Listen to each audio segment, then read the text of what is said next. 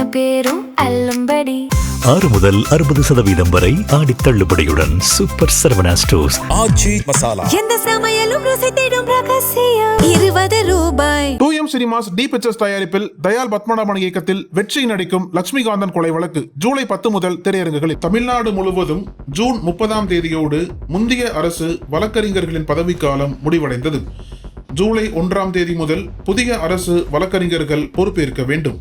ஆனால் இதுவரை தற்காலிக அரசு வழக்கறிஞர்களின் நியமன உத்தரவுகள் வெளியிடப்படாததால் நீதிமன்றங்களில் வழக்கு விசாரணைகள் தேக்கமடைந்து முடங்கியுள்ளது.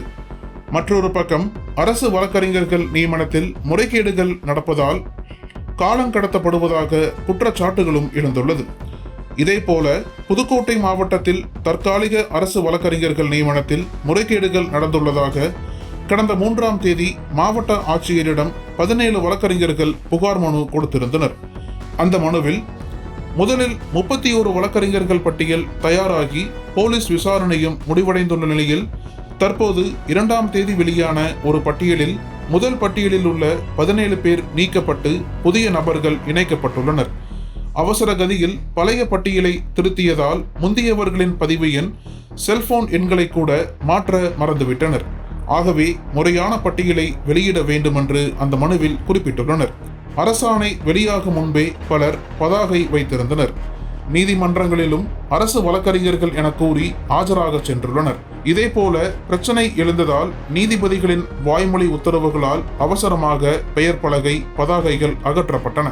இந்த நிலையில்தான் 7ஆம் தேதி கையெழுத்தான புதுக்கோட்டை மாவட்ட அரசு வழக்கறிஞர்களுக்கான முதல் 21 பேர் பட்டியல் 18ஆம் தேதி வெளியானது. இந்த பட்டியலை பார்த்த தவேக வழக்கறிஞர்கள் கொதித்து போயிருக்கிறார்கள். இது குறித்து அரசு வழக்கறிஞருக்காக விண்ணப்பித்து ஏமாற்றமடைந்த தவேக வழக்கறிஞர்கள் நம்மிடம் ஆட்சி மாறியதும் புதுக்கோட்டை மாவட்ட பொறுப்பு அமைச்சரான முகமது பர்வேஸ் ரோஜா இல்லத்திற்கு வழக்கறிஞர்களை வரவைத்து நேர்காணல் நடத்தினார். பிறகுதான் அரசு வழக்கறிஞர் பொறுப்பிற்கு விண்ணப்பிக்க அறிவிப்பு வெளியானது. ஜூன் 30ஆம் தேதி கடைசி நாள். முதலில் வெளியான பட்டியலில் எங்கள் பெயர் இருந்தது. அடுத்த பட்டியலில் 17 பேர்கள் மாற்றப்பட்டுள்ளது. இது குறித்து மாவட்ட ஆட்சியர் அலுவலகத்தில் புகார் கொடுத்தோம், பலனில்லை. எந்த சட்ட நடைமுறையையும் பின்பற்றாமல் 21 பேருக்கு தற்காலிக பணி நியமன உத்தரவு வெளியிடப்பட்டுள்ளது. இது மாபெரும் முறைகேடு. தனக்கு வேண்டிய சில வழக்கறிஞர்கள் பெயர்களை மாஜி அதிமுக விஜயபாஸ்கர் கொடுத்துள்ளார். இவரது வழக்கு நிலுவையில் உள்ள நீதிமன்றத்திற்கான அரசு வழக்கறிஞரை அவரே தேர்வு செய்கிறார். அமைச்சர் பர்வேஸ் ஒரு பட்டியலை வைத்துள்ளார்.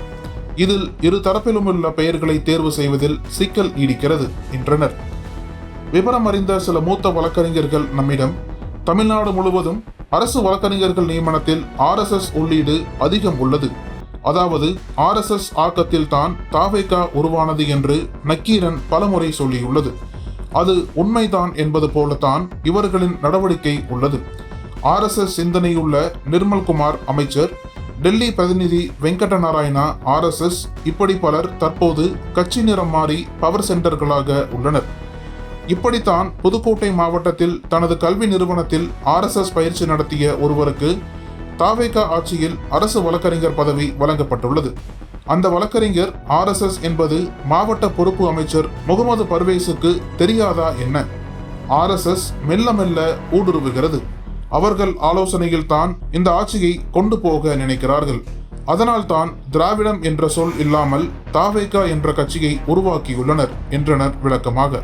தவேக கட்சி தொடங்கிய சில மாதங்களில் நான் தவேகவில் இணைந்து மாநகர துணை செயலாளராக்கப்பட்டேன். புதுக்கோட்டை, அறந்தாங்கி தொகுதிகளில் தேர்தல் பணிகளில் ஈடுபட்டேன். அரசு வழக்கறிஞர் பதவிக்காக விண்ணப்பித்தேன். ஆனால் கட்சிக்காரரான எனக்கு கிடைக்கவில்லை. ஆனால் மாற்று கட்சிக்காரர்களுக்கு பதவி கொடுத்திருக்காங்க. 31 பதவிகளில் 6 பேருக்கு பட்டியலினத்தவருக்கு பதவி கொடுத்திருக்கணும். ஆனால் ஒருத்தருக்கு மட்டும்தான் கொடுத்திருக்காங்க. இடஒதுக்கீட்டை கடைபிடிக்கவில்லை. பொறுப்பு அமைச்சர் முகமது பர்வேஸை 3 முறை போய் பார்த்தேன். நீங்க கட்சியில இருக்கீங்களான்னு நக்கலா கேட்கிறார்.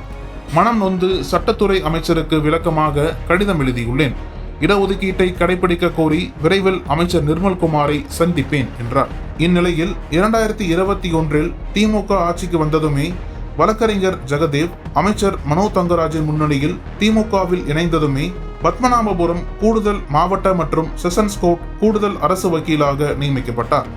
அப்போது குமரி மாவட்ட திமுகவினரை எதிர்ப்பு தெரிவித்தனர். பின்னர் 5 ஆண்டு காலமாக மனோ தங்கராஜின் முகமாக இருந்த ஜெகதேவ் ஒரு கட்டத்தில் முதல்வர் ஸ்டாலினுக்கும் துணை முதல்வர் உதயநிதிக்கும் பழக்கமானவரானார். ஆட்சி மாற்றத்திற்கு பின் கடந்த 8ஆம் தேதி நிர்மல்குமார் முன்னிலையில் தாவேகாவில் இணைந்தார் ஜெகதேவ். அடுத்த ஓரிரு நாட்களில் கூடுதல் அரசு வக்கீலாக நாகர்கோவில் கூடுதல் மாவட்ட கோர்ட்டில் நியமிக்கப்பட்டார்.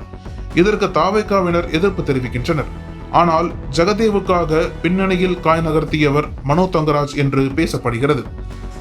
மேலும் அரசு வழக்கறிஞர்கள் நியமனத்திற்கு மாவட்ட முதன்மை நீதிபதிக்கு பதிலாக அமைச்சர் நேர்காணல் நடத்துகிறார். மொத்தத்தில் RSS ஊடுருவலுக்காகத்தான் இவ்வளவு தாமதமோ என நினைக்க தோன்றுகிறது. நக்கீரன் டிவிக்கு சப்ஸ்கிரைப் செய்யுங்கள். உங்கள் ஆதரவே எங்கள் பலம். ஆசிரியர்களுக்கு நண்பனாகவும் மாணவர்களுக்கு ஆசானாகவும் திகழும் தேர்வு வழிகாட்டி.